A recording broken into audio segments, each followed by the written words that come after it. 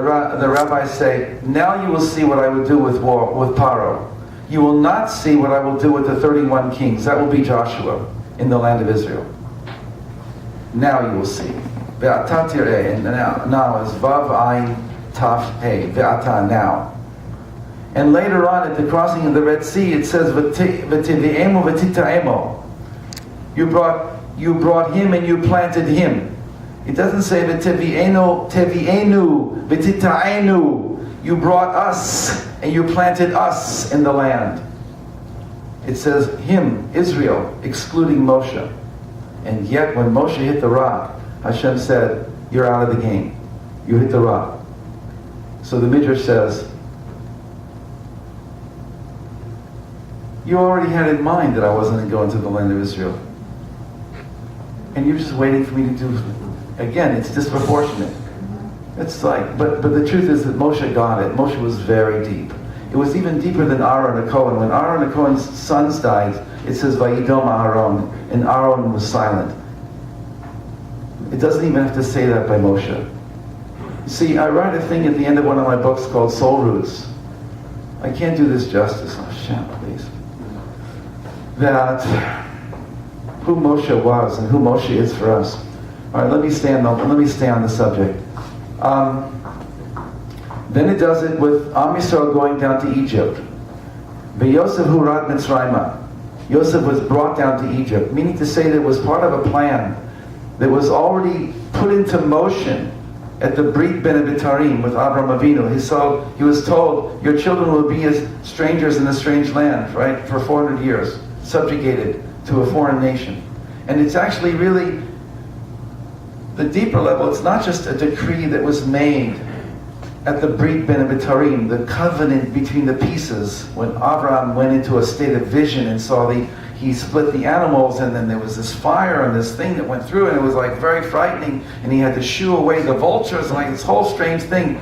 That was itself a product of a Gezerah Keduma, what's called in Kabbalah, a Gezerah Keduma, which is an ancient decree from before creation.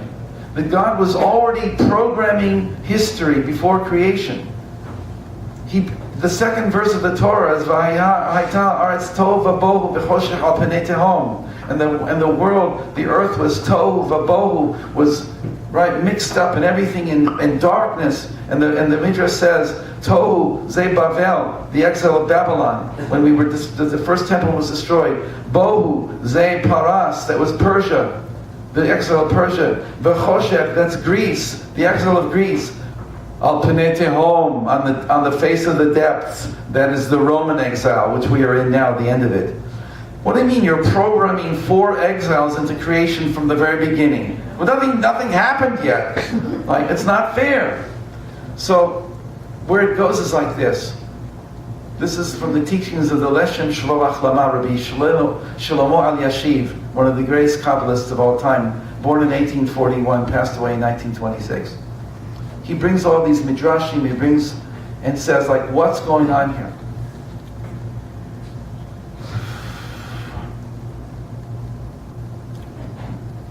We will meet Hashem someday, each one of us, and all of us together.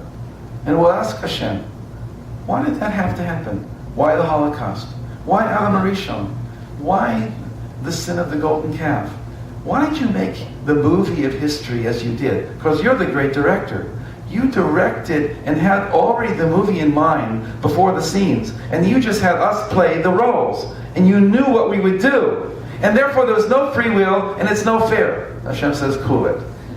Give me a chance. Give me the benefit of the doubt that the movie that I was creating here was in order to give you something much greater than if life would have been Garden of Eden.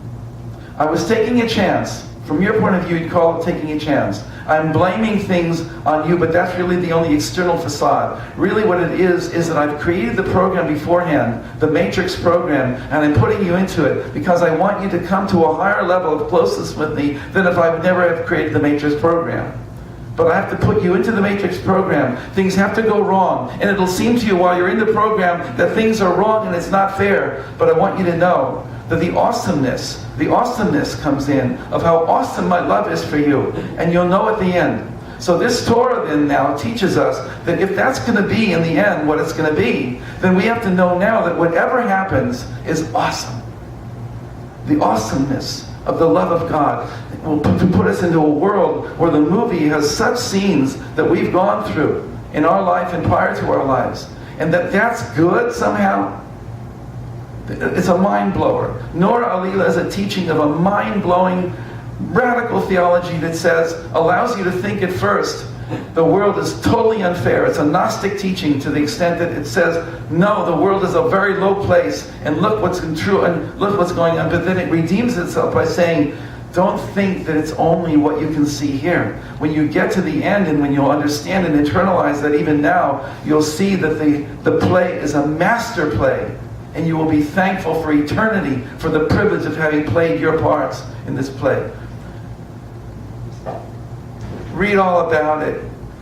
Hear my tapes on it, whatever it is. That's all I want to say right now. It's a very moving thing for me.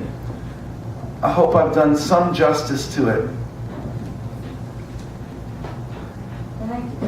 It really is ultimately the positive is what outweighs and overcomes. It allows us to live in this world, this teaching, with a B'nai Olam Haba consciousness. We are children of the next world who are coming down here and are remembering our mission. The remembering of our mission, even if it's a little bit vague, we don't know, we don't understand completely. But when we know that, then we can live our lives on a higher level. We can know that whatever happens, it's in order for us to be part of this incredible plan. But again, I'll stop.